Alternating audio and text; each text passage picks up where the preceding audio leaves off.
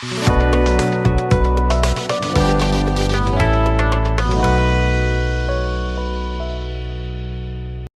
Everyone, कैसे हैं आप लोग। तो आपने आई होप पहला लेक्चर देखा होगा डिफरेंशियल इक्वेशन का, हमने स्टार्ट किया है।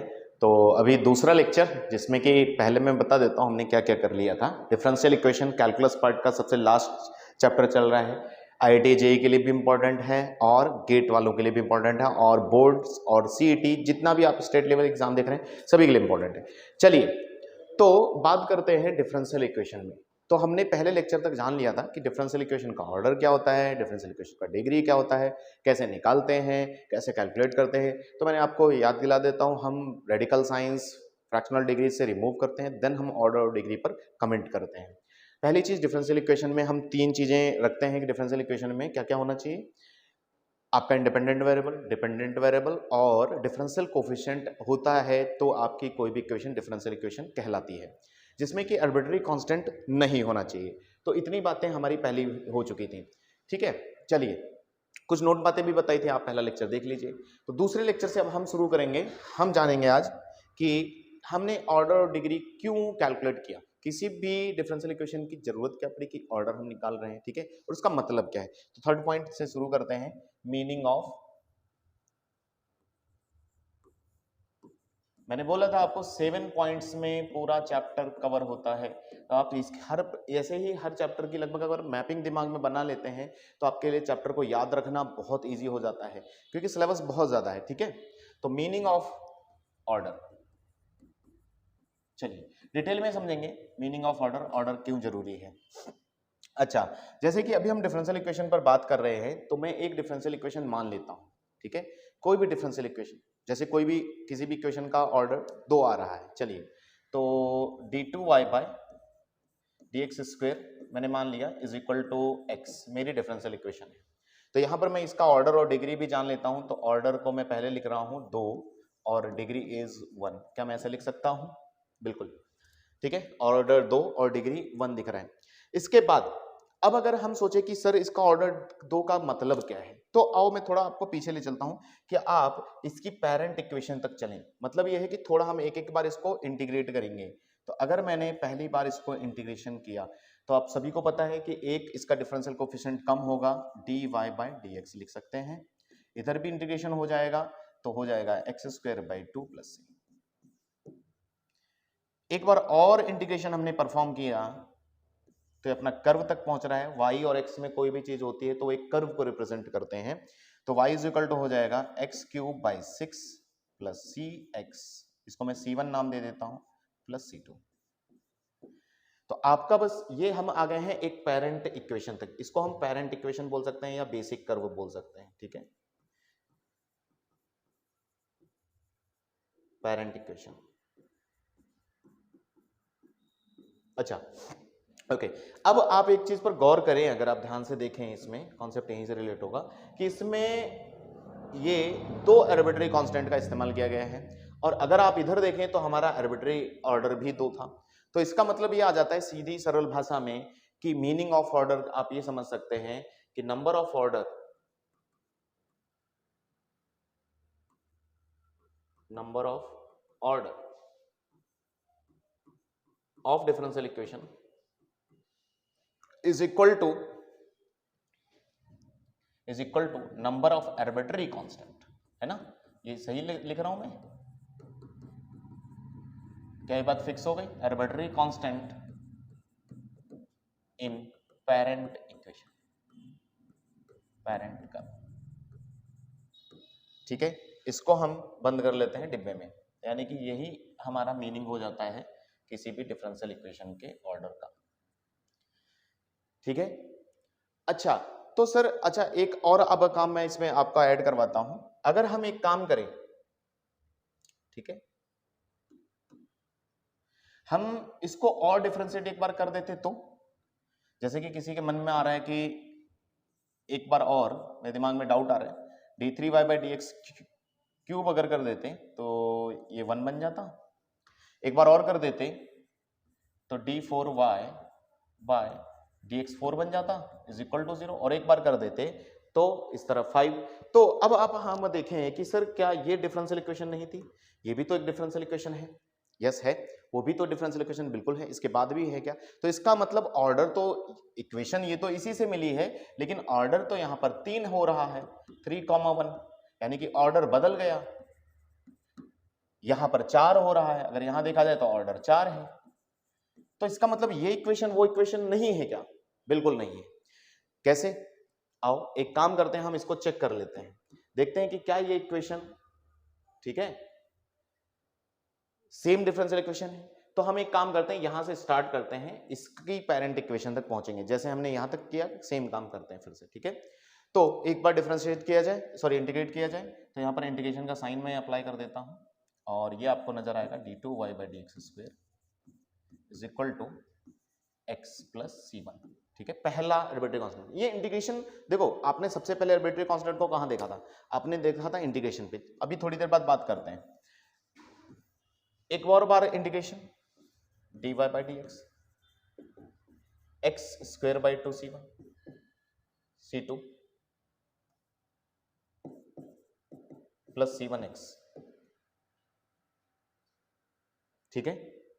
एक और बार हमें पेरेंट कर्व तक पहुंचना है, y इज इक्वल टू 6 हो जाएगा x³ 3 c2 plus c1 x² 2, इस बार क्या आएगा c3x। कुछ गड़बड़ हो गया क्या, 1 का हो गया x, 1 का हो गया x प्लस c1 सही है, x² ठीक है, c1x सही है। तो बेसिकली जाने दीजिए, वो आप देख सकते हैं। आप यहां पर फिर से देखिए कि उसका ऑर्डर अगर 3 था, तो यहां पर भी आपके 3 कांस्टेंट नजर आ रहे हैं, 3 आर्बिट्रेरी कांस्टेंट, ठीक है। तो ये एक तरीके से आपके ऑर्डर को ही शो करते हैं, यानी कि ऑर्डर यहाँ पर कितना रहा होगा, इसका मतलब ये जहां से भी आए हैं उसका ऑर्डर 3 रहा होगा। क्या हमारा 3 ही था, यस 3 ही था। लेकिन अब हम देखें तो पेरेंट कर्व बदल गई है। आप अगर ध्यान से देखें तो इसका पेरेंट कर्व x³ अलग आ रहा है, c1 x², इसमें x² का टर्म मिसिंग है, तो इसका मतलब कर्व चेंज हो गया। तो इसका मतलब ये होता है कि दोनों का यहाँ पर क्या हो गया, यहाँ पर नोट करके लिख सकते हैं अगर आप सोच रहे हैं तो, पेरेंट कर्व चेंज्ड है ना, parent curve changes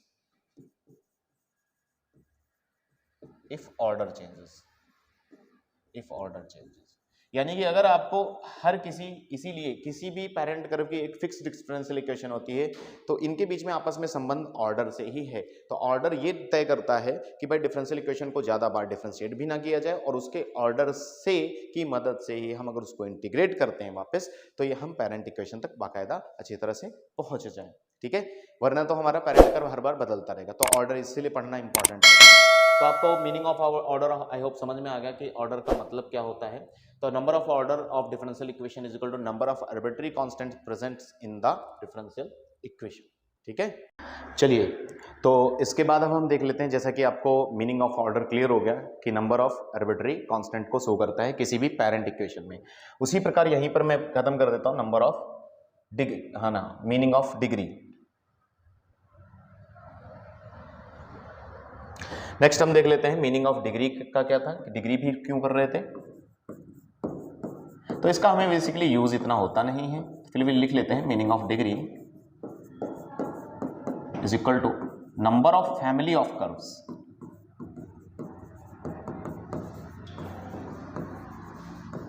involve in parent equation, यानी कि जो कर्व आ रहा है उसमें कितने फैमिली ऑफ कर्व्स को दिखा रहा है, तो ये डिग्री दिखाता है। चलिए, इसको अगर कोई डिटेल में और सोच रहा है कि सर चलो और बता दीजिए कि डिटेल में इसका मतलब और क्या होता है, तो आपको थोड़ा इंटीग्रेशन और इंडेफिनाइट पर लेके चलते हैं, ठीक है। आपने देखा होगा कि अगर किसी भी फंक्शन का, जैसे मैं मान लीजिए f(x) ले लेता हूं इज इक्वल टू x, ठीक है, या y is equal to x, अगर आप इसको इंटीग्रेट करते हैं, यानी कि किसी भी इंटीग्रेशन कर रहे हैं, f(x) dx कर रहे हैं, तो ये कितना हो जाएगा, इंटीग्रेशन ऑफ x² dx। तो ये फाइनली आपके पास क्या आ रहा है, sorry x dx x² 2 plus c। अब ये आपको थोड़ा पीछे मैं इसलिए ले चल रहा हूँ ताकि आपको आर्बिट्री कांस्टेंट का मतलब और थोड़ा डिटेल में समझ में आए। बहुत इंटरेस्टिंग चीज है आर्बिट्री कांस्टेंट। जनरली हम इसके बारे में समझते नहीं हैं, हम सिर्फ पढ़कर छोड़ देते हैं कि इंडेफिनाइट इंटीग्रेशन में कांस्टेंट आता है। तो आर्बिट्री कांस्टेंट को अगर आप और डिटेल में समझेंगे तो आप डिफरेंशियल इक्वेशन को और अच्छे से समझ पाएंगे। क्योंकि कैसा होता है, कई सारे जेईई की प्रॉब्लम्स में क्या होता है, आर्बिट्री कांस्टेंट को वो है ना अलग तरीके से ट्रीट करते हैं। जैसा कि मैं आपको बोलूंगा, आप ध्यान रखिएगा। तो यहां पर देखा जाए तो आर्बिट्री कांस्टेंट सी आया है। अब बात ये है कि पेरेंट कर्व तो हमारा y इक्वल टू एक्स था, ठीक है। अगर हम इसका इंटीग्रेशन कर रहे हैं तो यहाँ पर ये जो कर्व जनरेट हो रहा है ये वो आ रहा है y इक्वल टू, ये भी y या छोड़ देते हैं y मान लेते हैं एक्स स्क्वायर बाई टू, यानी कि मेरा कर्व आ रहा है x square by two plus c. अब यहाँ पर c फिक्स नहीं है, c इसीलिए आर्बिट्री कांस्टेंट नाम इसलिए दिया है क्योंकि ना पूरी तरह से कांस्टेंट है और ना ही वेरिएबल की तरह बिहेव करता है। अगर मैं इसको एक बार में कुछ और फिक्स करूं जैसे x square by two plus one, और बार में और कुछ सेट करूं तो x square by to minus one, या और कुछ सेट करूं तो ये कर्व्स बदल रहे हैं। बेसिकली एक ही फैमिली के लोग हैं, लेकिन ये कर्व को अगर आप ड्रॉ करेंगे तो आप समझ पाएंगे कि हाँ फैमिली तो एक ही है लेकिन कर्व सेम नहीं है। जैसा कि अगर मान लो जीरो रखता तो एक ऐसा भी कर्व मान लेते हैं y equal to x square by two, इधर लिख देता हूं। ओनली जीरो भी तो हो सकता है प्लस जीरो, तो y equal to x square by two अगर आप प्लॉट करें तो कुछ इस तरह से, यस और नो, ठीक है, कुछ इस तरह से आएगा। अच्छा, लेकिन तो और भी कर्व प्लॉट करते हैं, तो अगर मैं ये कर्व कंसीडर कर रहा हूं, क्योंकि अगर आप इसका भी डिफरेंशियल इक्वेशन या यहां तक पहुंचे तो सेम ही आएगा, ठीक है। हम कांस्टेंट फिक्स कर रहे हैं, आर्बिट्री कांस्टेंट तो कुछ भी हो सकता है एक टाइम पर। तो ये देखें तो प्लस वन से शिफ्ट हुआ है तो शायद ऐसा कुछ आएगा, ठीक है, ऊपर की तरफ प्लस वन से शिफ्ट हुआ है, ठीक है, या कुछ इस तरह से कर्व आपके नीचे आएंगे ऊपर जाएंगे, लेकिन ये एक ही फैमिली ऑफ कर्व्स को शो करेंगे। ये पूरा देखा जाएगा तो ये होता है फैमिली ऑफ कर्व्स, हैं एक ही घर के लोग लेकिन चेहरा अलग अलग है। तो ये मीनिंग ऑफ ऑर्डर आप ऐसा भी समझ सकते हैं कि मीनिंग ऑफ ऑर्डर इससे भी तय होता है, और जो भी आप मतलब समझे, यस। तो आई होप आपको चीजें क्लियर हो गई कि फैमिली ऑफ कर्व्स का मतलब क्या होता है। y is equal to x square by two plus one, y is equal to x square by two, आप लिख लीजिए, ठीक है। तो यहां तक नोट डाउन कर लें, आगे बढ़े, आगे बढ़ते हैं। नेक्स्ट अब हम देखेंगे कि हमें अगर मीनिंग ऑफ ऑर्डर और डिग्री ये पता चल गया तो अब हमारी बात पहुंच गई आर्बिट्री कांस्टेंट पर। तो आर्बिट्री कांस्टेंट को काउंट करना आपको सीखना पड़ेगा। तो फोर्थ जो हमने वहां पर लिखा था, फोर्थ पॉइंट डिस्कस करेंगे, counting number of arbitrary constant.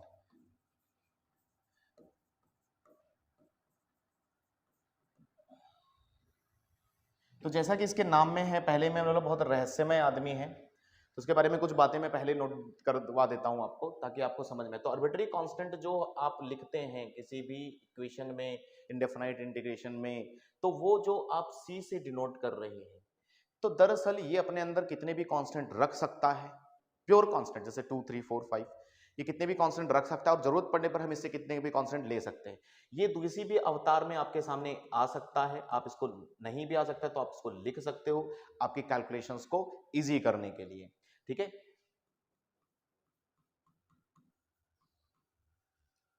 Is it clear? तो ये सारे आर्बिट्ररी कांस्टेंट होते हैं, इनको आपको एक बड़े आर्बिट्ररी कांस्टेंट से भी शो कर सकते हैं सी। तो ये आपको आर्बिट्ररी कांस्टेंट का मतलब समझ में आया, थोड़ा थोड़ा आपको समझ में है कि कहाँ पर कई बार आप कैसा होता है ऑप्शंस में आप देखते हैं कि अलग आर्बिट्ररी कांस्टेंट है, यहाँ पर अलग तरीके से दिख रहा है, तो आप इससे डरने की आवश्यकता नहीं है। ये सिर्फ आपके कैलकुलेशन, आपके दिखने में थोड़ा जो कर्व होगा उसको अलग तरीके से दिखेगा, लेकिन आप अगर देखेंगे तो ये है। तो यानी कि ये है एक बात यहाँ पर आर्बिट्ररी कांस्टेंट के बारे में लिख देते हैं, if arbitrary constants, if arbitrary constant are related or connected,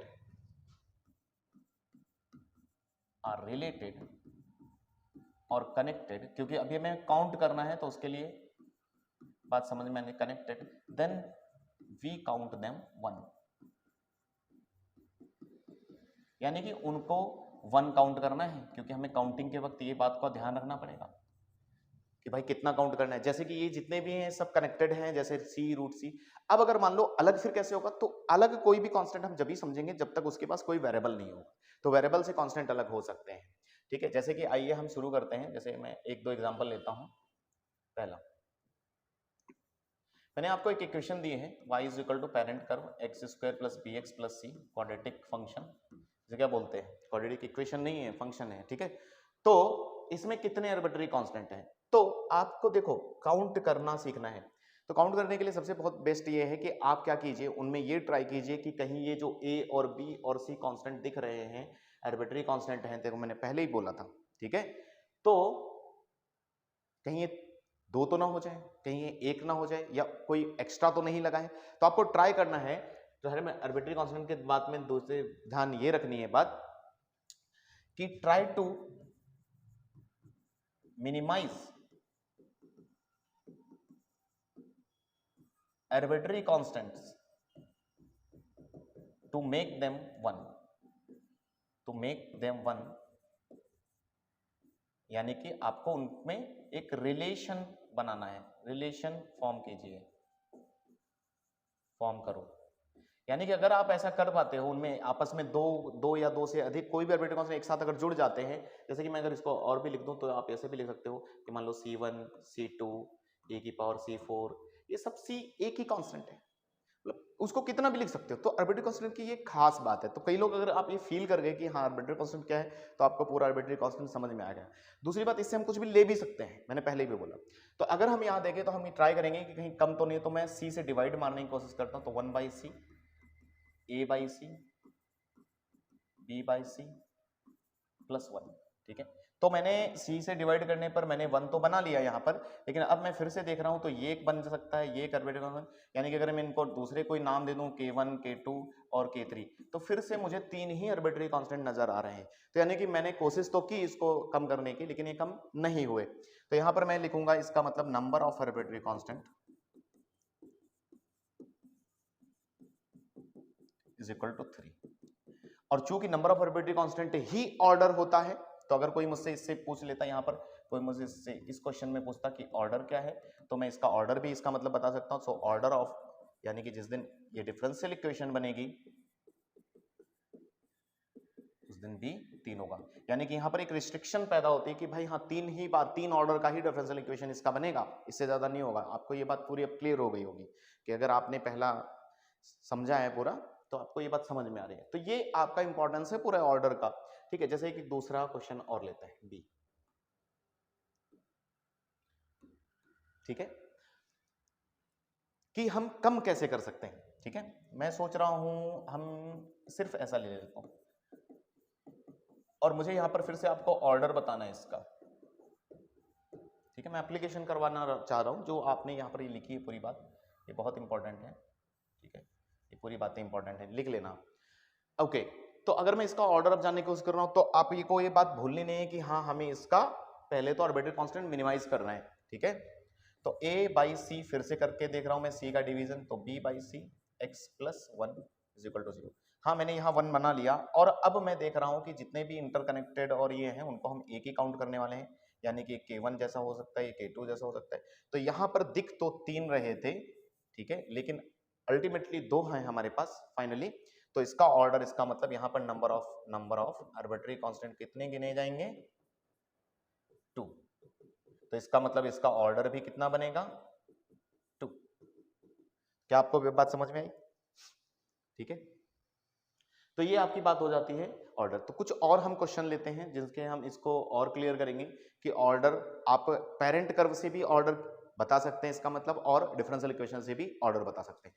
तो आपको दोनों तरह से ऑर्डर बताना आना चाहिए। जैसे मैं आपके सामने कुछ सवाल पूछता हूं, ठीक है, लिखिए। क्वेश्चन है मेरा कि y is equal to parent curve C1 e की power C2 plus x plus C4 e की power 2x plus C5 into log C6। आपको ऑर्डर बताना है इसका, ठीक है। क्वेश्चन ये है, ठीक है, क्वेश्चन देख लिया। अगला एक और सवाल पूछ लेते हैं। y is equal to CX 1 plus root C e की पावर c प्लस एक्स। आपको फिर से ऑर्डर बताना है, ठीक है। तो मैंने अपनी तरफ से आपको कुछ चीजें समझाने के लिए जो मैंने बताई हैं उन्हीं को एप्लीकेशन के लिए आपका यहाँ पर ऑर्डर देखेंगे, ठीक है। तो हम पेरेंट कर्व से ऑर्डर सीख रहे हैं अभी, ठीक है। चलिए, तो आपको बातें अगर याद हो पिछली स्लाइड में देख लीजिए एक बार। यहाँ पर पूरी बातें लिखी हुई हैं कि आपको क्या क्या देखना है। इंटर कनेक्टेड है, रिलेटेड है, हम काउंट उनको एक ही बार काउंट करेंगे। दूसरी बात कि अगर वहां पर हम कम करने की कोशिश करेंगे, अगर कम होते हैं, मिनिमाइज, ट्राई टू मिनिमाइज, जितने भी उनको कम शब्दों में काउंट करेंगे, ठीक है। क्योंकि अगर ज्यादा हो गया तो ये बहुत प्रॉब्लम कर देगा। तो आइए काउंट करने की कोशिश करते हैं। तो ये C1, अच्छा मैं थोड़ा अगर मैं कोशिश करूं तो मैं इस तरह से चल सकता हूं, 2x इंटू e की पावर C5, अच्छा log C 6 भी है। मैं कोशिश करूंगा कि वेरिएबल, देखो आर्बिट्री कांस्टेंट कब अलग होता है, दूसरा काउंट किया जाता है जब उसके पास कोई वेरिएबल हो। तो हम ये सोचेंगे कि वेरिएबल कैसे भी हम अलग निकाल लें यहाँ से। अच्छा मैं एक काम करता हूँ, ये 2 प्लस एक्स भी आप लिख लो, ये 2 प्लस कर लेते हैं, ठीक है। तो अब देख रहे हैं तो मैं e की पावर x यहाँ से बाहर लिख रहा हूँ और यहाँ पर बच गया C1 e की पावर C2, इसको हम एक ही काउंट करेंगे। इसी प्रकार यहाँ पर देखें तो C4 e की पावर C5 log C6, ठीक है। और यहाँ से भी अलग करेंगे तो e स्क्वेयर अलग इंटू e की पावर x।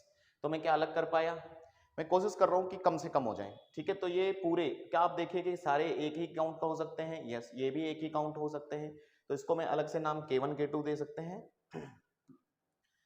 K1 K2, ठीक है। अब हम आगे बढ़े तो हमने पाया कि e की पावर x एक नया आर्बिट्री कांस्टेंट K1। देखो आर्बिट्री कांस्टेंट अपने अंदर कितने भी आर्बिट्री कांस्टेंट रख सकता है, कितने भी कांस्टेंट रख सकता है। K1x प्लस K2 e की पावर x। अच्छा फिर थोड़ा आगे बढ़े तो e की पावर x अगेन, तो K1 प्लस K2। अब इसको भी हम इंटरकनेक्टेड हो गए, इंटर रिलेटेड हो गए, तो इसको फिर से हम कब एक ही काउंट करेंगे एंड देन फाइनली e की पावर x, इसको मैं k लिख देता हूं। तो अगर हमने पेरेंट कर्व को रिड्यूस करते हुए पहुंचे तो हम यहां तक पहुंचे कि अरे हमारे पास तो एक ही आर्बिट्री कांस्टेंट बचा है अभी तो ऑर्डर कितना हुआ, कितना हुआ 1। सिंप्लीफाई करना सीख गए। तो ऐसे सवाल अगर आपके सामने आते हैं तो आप इस तरह से रिड्यूस करेंगे, ठीक है। जैसे कि अगला चलते हैं, मैं देख पा रहा हूं कि मेरे पास अगर एक c है, उसी जैसे उसी के रूप में दूसरा एक है, तो इसको भी एक साथ शामिल कर लेंगे, यस। तो सेम काम आप इधर भी कर सकते हैं, C1 प्लस रूट सी और e की power c into x e की पावर x। आपको वेरिएबल्स एक साथ लाने की कोशिश करनी है, ठीक है। सारे वेरिएबल्स एक साथ आ गए। अब मुझे सारे इंटरकनेक्टेड इंटर रिलेटेड दिख रहे हैं, तो इनको मैं एक काउंट कर सकता हूं, तो k x e की पावर x। तो अगेन आपके पास फिर से ऑर्डर कितना रिड्यूस हुआ 1। तो यहां से आर्बिट्री कांस्टेंट कितना आया, number of arbitrary constant 1, hence order 1, यानी कि इसको हम एक ही बार डिफरेंशिएट कर सकते हैं। अब हम आते हैं अपने नेक्स्ट पॉइंट पर। तो ये आपका पॉइंट होगा, मैं शुरुआत से बता देता हूं। हमने डिस्कस कर लिया है डिफरेंशियल इक्वेशन क्या होती है, पॉइंट्स में अगर देखें 7 पॉइंट्स में हमने डिस्कस कर लिया ऑर्डर डिग्री कैसे कैलकुलेट करते हैं। हमने डिस्कस कर लिया है कि ऑर्डर डिग्री का मतलब क्या है और ये डिफरेंशियल इक्वेशन से कैसे कनेक्टेड है। हमने उल्टी तरीके से भी ऑर्डर निकालना सीख लिया है पेरेंट कर्व से, क्योंकि number of arbitrary constant count करना भी सीख लिया है। अब हम चलते हैं फॉर्मेशन ऑफ डिफरेंशियल इक्वेशन। तो आज के लेक्चर का लास्ट टाइटल होगा हमारा 5th, that is formation of differential equation. आपको पूरे चैप्टर को इसी तरह सीखना है,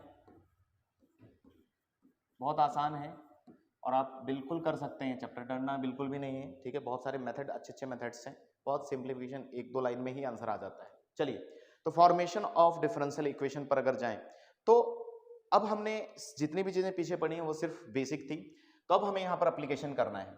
तो इसके कुछ स्टेप्स हैं हमारे पास, तो हम उसी तरफ से जाएंगे और काम करेंगे, हो जाएगा।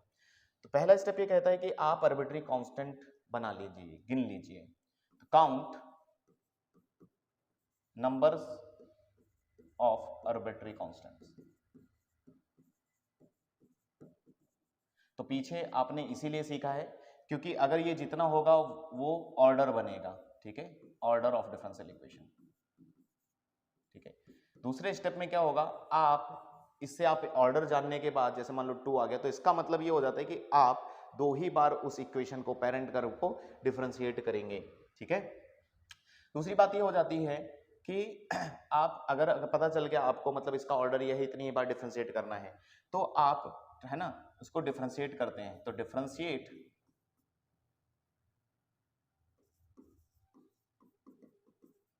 अब मैं यहां पर लिख देता हूं विद रिस्पेक्ट टू वेरिएबल, ठीक है। और वेरिएबल आपके पास जैसे आप जानते हैं x होता है, जो भी हो, मे बी आपका t हो, कुछ कह नहीं सकते। With respect to variable as many times, उतनी बार,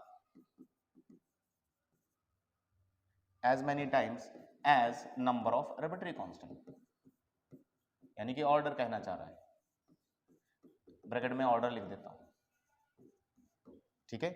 अच्छा, ये मैं थोड़ा अपनी तरफ से एक पॉइंट ऐड कर देता हूं कि आपको जितनी भी बार डिफरेंशिएट करना है आप उसको एक इक्वेशन बना लें, एंड मेक इक्वेशन, ठीक है। ये अपनी तरफ से पॉइंट ऐड किया है, मेक इक्वेशन, क्योंकि आपको क्या होगा, अगले स्टेप में हम ये ट्राई करते हैं किसी भी डिफरेंशियल इक्वेशन को तय ये करना पड़ता है कि उसमें आर्बिट्रेरी कांस्टेंट बिल्कुल भी ना हो। जैसा कि हमने शुरुआत में डेफिनेशन में देखा कि आर्बिट्रेरी कांस्टेंट अगर होंगे किसी भी डिफरेंशियल इक्वेशन में तो वो डिफरेंशियल इक्वेशन नहीं होती है, ठीक है। तो लास्ट स्टेप और सबसे इंपॉर्टेंट है ना, try to eliminate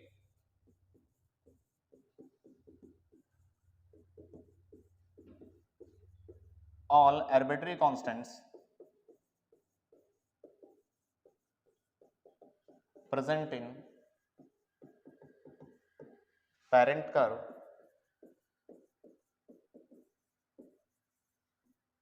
with help of, bracket में लिख देते हैं,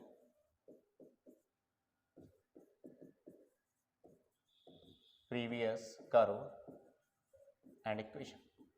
तो पीछे मैंने इसीलिए यहां पर बोला कि आप इक्वेशन बनाते जाएंगे, तो उन्हीं की मदद से आपको क्या कर रहा है कि उसको आर्बिट्रेरी कांस्टेंट को मिटा देंगे, है ना। अगर आप ये तय कर लेंगे ऑल आर्बिट्रेरी कांस्टेंट रिमूव्ड,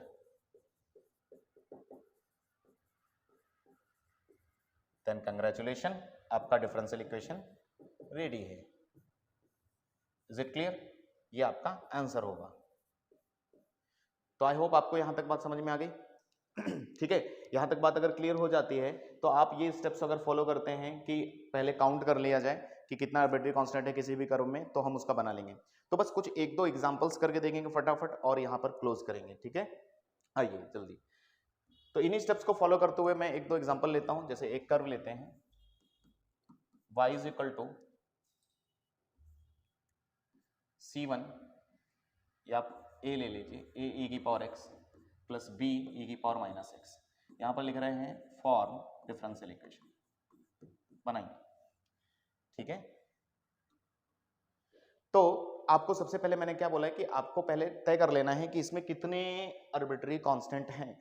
तो आप देखकर समझ सकते हैं, ट्राई टू रिमूव, है ना, मिनिमाइज, कि आप मिनिमाइज करें। तो यहां पर मैं मिनिमाइज करने भी जाऊंगा तो मुझे एक ही लग रहा है, तो 1 और 2। तो यहां पर ऑर्डर कितना हो जाता है, 2, यानी कि मैं इसको 2 बार कर सकता हूं। अच्छा, मैं यहां पर आपको बताने वाली भी एक चीज ये बताऊंगा कि आप जितनी भी इक्वेशन को करेंगे आप उनको नंबर जरूर डालेंगे, बिल्कुल, क्योंकि लास्ट पॉइंट में जब आप आर्बिट्रेरी कांस्टेंट हटा रहे होंगे तो आपको कौन सी इक्वेशन की कब मदद पड़े आपको नहीं पता।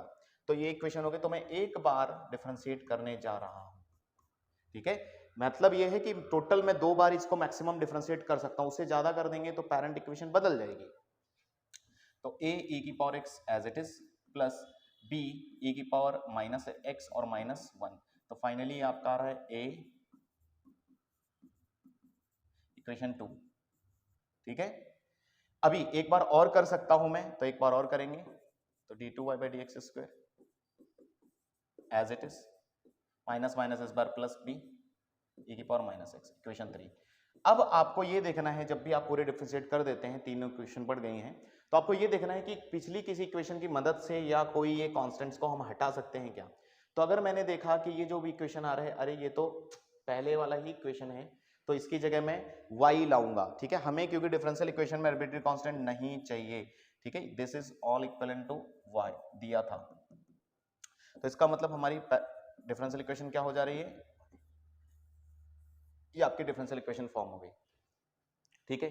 तो इसी प्रकार और भी बहुत सारे सवाल पूछे जा सकते हैं, ठीक है। जैसे मैं एक सवाल आपसे पूछ लेता हूं, for differential equation of all circles,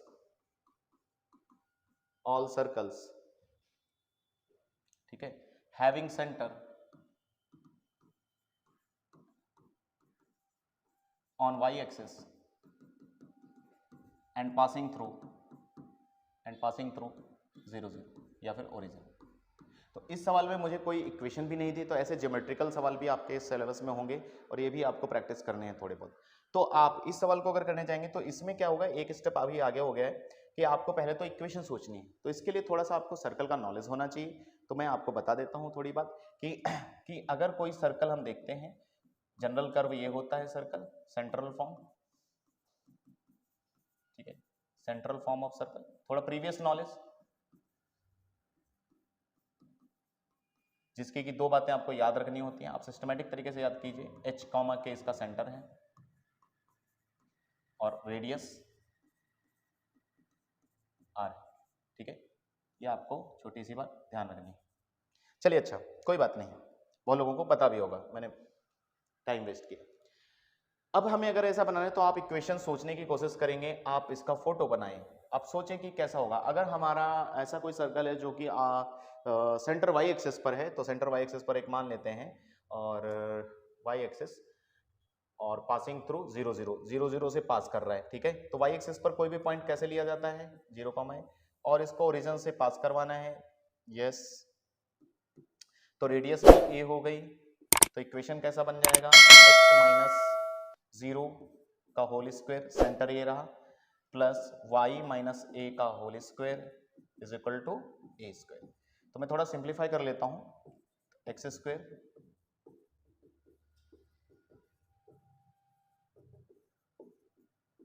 तो आपका इक्वेशन आ रहा है x square plus y square minus 2ay। तो कहने वाली बात यह है कि आपका बस क्या होगा कि इस बार आपको कर्व नहीं दिया था ज्योमेट्रिकल में, तो आपको वहां तक पहुंचना है पहले, देन आप आर्बिट्री कांस्टेंट काउंट करेंगे। तो ये आपका एक स्टेप सवाल आगे गया।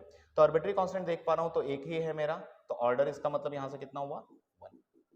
तो ऑर्डर 1 होने का मतलब है मुझे परमिशन है कि सिर्फ मैं एक बार इसको डिफरेंशिएट कर सकता हूं, करते हैं, ठीक है। तो डिफरेंशिएट करेंगे डिफरेंशियल इक्वेशन बनाने के लिए, तो 2x plus 2y dy by d x minus 2a y का कितना हो जाएगा, dy by d x is equal to 0। देखो एक ही बार डिफरेंशिएशन कर सकते हैं, तो इसको भी 1 इक्वेशन और यहाँ पर भी सेकंड।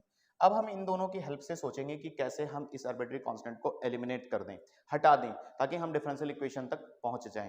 तो डिफरेंशियल इक्वेशन पहुंचने के लिए a को हटाने के लिए आप सोचिए, ठीक है। मैं 2 सेकंड रुकता हूं, 2 मिनट पॉज लेता हूं, आप सोचिए कैसे हटाते हैं। दोनों इक्वेशन की हेल्प से हटाना है, कोई समस्या नहीं है। तो मैं बता देता हूं, यहां से आप 2a की वैल्यू आप यहां लिख लीजिए, अगर रफ में जाके देखेंगे तो 2a की वैल्यू आ रही है यहां से 2a इज इक्वल टू, या a की वैल्यू निकाल लीजिए, ठीक है। a की वैल्यू यहां से आ रही है x square plus y square upon 2y, ठीक है। ये वैल्यू आप यहां सब पर सब्स्टिट्यूट कर सकते हैं और आप थोड़ा सिंप्लीफाई करेंगे, ठीक है। मैं इतना नहीं करता हूं, simplify and get differential equation,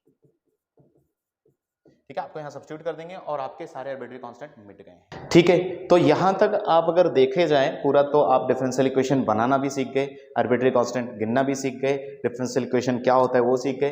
तो अगर जो भी पहले लेक्चर से स्टार्ट करेगा तो मैं पूरा दिखा देता हूं आपको। तो पूरे लेक्चर में आपने यहां से शुरुआत किया है कि डिफरेंशियल इक्वेशन को समझाए क्या होती है, डिफरेंशियल इक्वेशन का ऑर्डर डिग्री कैसे कैलकुलेट करते हैं, मीनिंग क्या है ऑर्डर डिग्री का, ठीक है, आर्बिट्री कांस्टेंट कैसे काउंट करेंगे, ठीक है, और फॉर्मेशन। तो हमने लगभग 5 पॉइंट, लगभग आप समझिए कि आधा चैप्टर आपका हो गया यहाँ तक। लेकिन ये बोर्ड लेवल या सीईटी लेवल तक है। मैक्सिमम क्वेश्चंस जेई के जो आते हैं वो 2 इंपॉर्टेंट चीजों पर आते हैं। तो ये बिल्कुल आपका देखा था तो जेई के लिए बहुत इंपॉर्टेंट है और बड़े एग्जाम्स के लिए जो भी गेट वगैरह दे रहे हैं। तो एप्लीकेशन पार्ट जितना भी होता है किसी भी टॉपिक का, किसी भी सब्जेक्ट का, वो मैक्सिमम हमेशा कॉम्पिटिशन्स में ज्यादा आता है, क्योंकि वो एप्लीकेशन करवाना चाहते हैं आपसे। तो आप पहले एप्लीकेशन, कई बच्चे करते हैं डायरेक्ट एप्लीकेशन करते हैं, तो डायरेक्ट एप्लीकेशन आप जब नहीं कर पाएंगे जब तक आपको पहले से पूरी कहानी इन डिटेल नहीं समझी होगी। तो पहले इंपॉर्टेंट मैंने कोशिश की है कि मैं आपको सारी बातें समझा पाऊं। आई होप मैंने करा है वो काम। तो यहां तक क्लोज करेंगे, मिलते हैं अगले लेक्चर में। Thank you.